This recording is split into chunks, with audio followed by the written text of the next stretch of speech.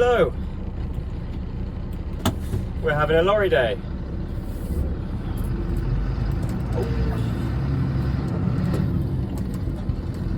Join me as I am taking the XJS off to Powerbell, which is where it's going to stay for a little while we sort not only the engine but quite a few other bits and pieces. In truth, it needs a lot, so it will be good while it's there to hit it good and hard and get lots done. And hopefully when it returns it will be a lot better off for it, because yeah, it was never quite right. There was always more that could be done with that car that I just didn't quite have the time to do. So, with the help of Colin at Powerbell, a bit of time spent there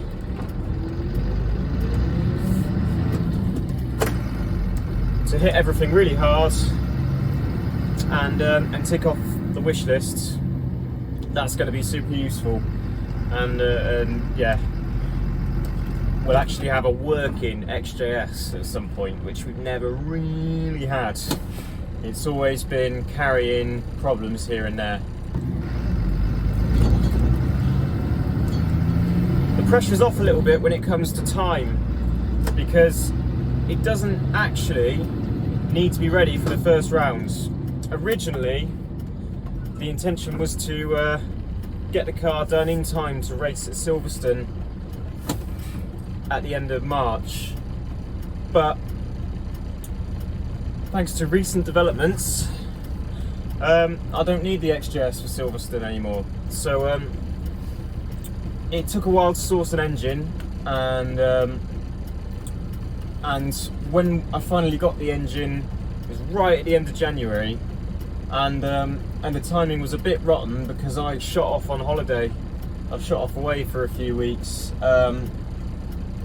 Immediately after, it's just happened to be right when I really should have been cracking on with getting the engine done. So I was sat on a beach in Thailand stressing about how the bloody hell I was going to turn my XJS around in time for the start of the season.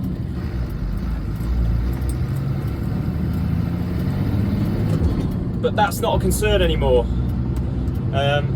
It can wait for Brands Hatch, the second round, and the first round at Silverstone. There are alternative plans, very exciting ones. Very exciting. Like, holy shit, very exciting. Oh god. I've got to accelerate. Come on, baby.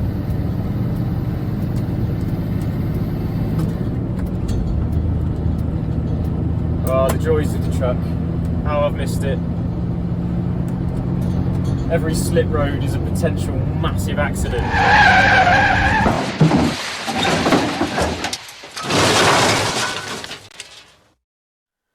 Okay, so I didn't actually have a massive accident, but my camera mount did break, so that's that really.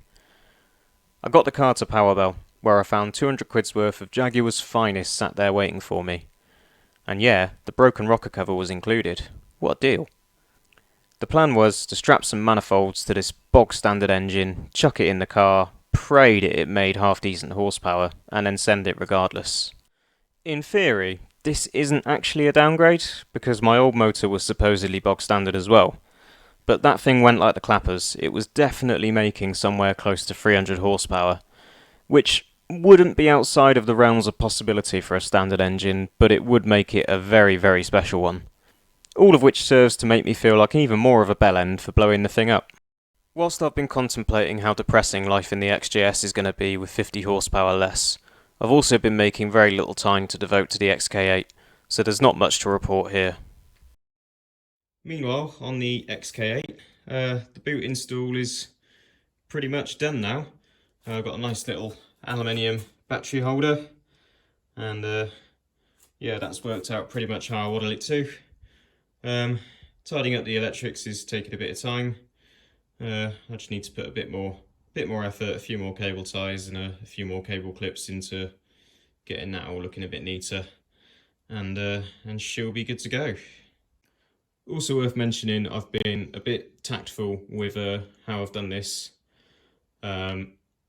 These steel cross members I was quite keen on because they could also be used to mount a fuel tank, because the standard fuel tank is liable to surge. So that's something else to think about, and there's lots of space in front of the battery there for a nice little fuel cell at some point. One of the little curiosities is the battery isolator living back here in the boot. Yeah, a bit unusual. Most of the time that lives probably in the cabin within driver's reach on the dashboard. So as per regulations, there's a marshal's pull to isolate the car. The regulations also state that the car must be able to be isolated by the driver. So what's been done is the cable's been run through to a T-plunger on the dash here, which does mean that the circuit breaker can be operated from the driver's sitting position. Quite elegant, really. Rather than having the big bulky isolator in here, just that little T-plunger, it's actually, obviously it's quite a standard looking dash, so it's quite an elegant little integration, and I could probably keep it. The only disadvantage being that it means the circuit breaker can't be closed by the driver, only opened. That's fine for scrutineering, it only needs to be opened by the driver. And actually the list of situations where the driver would need to close the circuit breaker from inside the car, they're reasonably slim. So yeah, probably something I can keep and run with until we come to do a bit more modification to the dash, which down the road we surely will. And yeah, once we get a bit deeper into this and start getting rid of some of this more stylish stuff, then that'll probably go. But for the meantime, it can stay. It's quite a nice, elegant solution. Meantime, on the other side of the garage, I've been dismantling my TVR Cerbera, which has been really good to me so far. I haven't really had to get under the skirt of this one so much because, well, I do think it's a good one. It's I've had really good treatment off it so far, and it's been pretty reliable. It's the Speed 6 example, which has a pretty fiendish warming up procedure, which is why my current problem is a bit of an issue. The rev counter's dead. So I'm going to crack on with getting that sorted. The cool thing about dismantling any TVR is that you're bound to run into some factory artwork. And conspiracy theories abound about TVRs not being built that well, so that they would have to be taken apart so that the factory workers had an opportunity to show off their felt tip skills. But I'm pretty keen to get this going again because it is absolutely magnificent. When it's running, this car is spectacular, and yeah, the withdrawal symptoms are kicking in. So need to get this turned around and going again as soon as possible, and then probably go out for a bit of a blast. Now, if you're anything like me, you're probably starting to get peed off at hearing about all these things that I'm gonna do to the XK8 without actually seeing any of it get done. I promise you I feel the same, but it's only moving as fast as time and money allows, and with all the things that are going on at the moment, it's just not a priority, to be honest. I've been cracking on with some little odds and sods here and there, nothing really interesting, to be honest. It's coming along, but it really is at a crawl. The one thing that I really didn't need was TVR trouble, but that's what I've got. With all this going on, it's fair to say that I was in need of a bit of good news, and it came from quite an unexpected source.